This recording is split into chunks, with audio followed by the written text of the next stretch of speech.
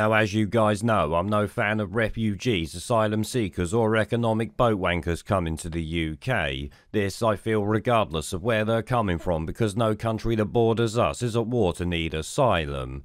Yes, despite the many times we take the piss calling it war-torn France, it obviously ain't, and neither's Belgium, Netherlands or Ireland or any of the others. These are all safe European countries, as you all know, and Britain is bloody full. Well, we're actually beyond full, but you get the point. Public services are in the shit because of the amount of people here, and that only ever gets worse, which the Ukraine situation helped exacerbate since Boris Johnson imported over 130,000 Ukrainians as refugees. Now, these people will be real refugees since they are pretty much all women and children, unlike the illegal boat wankers, but as I've said before, I still don't want them here. The reason for this was because I could see the outcome of it, and this is where we're reaching now.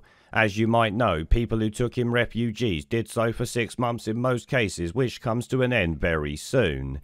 This means the Ukrainian refugees need to find a new place to live if the host does not renew it, and that is where the problem arrives. We literally don't have spare housing, as many of us said months ago when all this was announced, and that is something the councils are also saying now.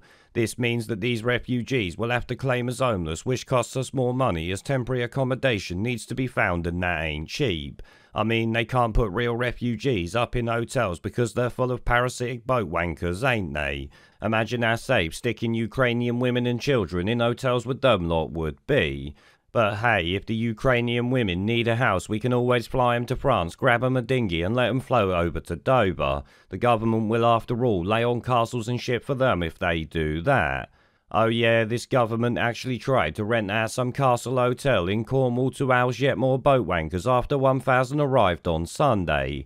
No wonder some people say politicians are deliberately trying to destroy this country, because that is how it looks. Now, in this castle case itself, the government got rejected as the hotel owner didn't want these leeches to destroy his hotel, which, let's be honest, was bloody likely. I mean, they did burn down Napier Barracks in Kent to show how grateful they was for the UK taking them in.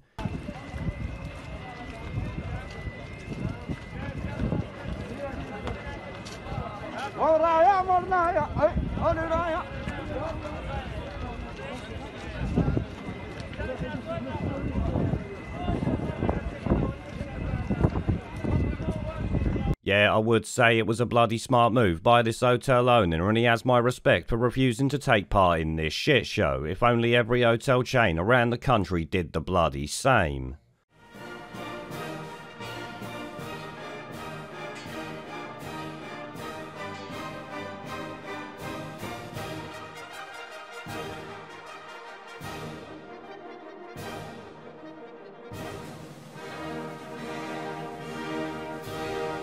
Where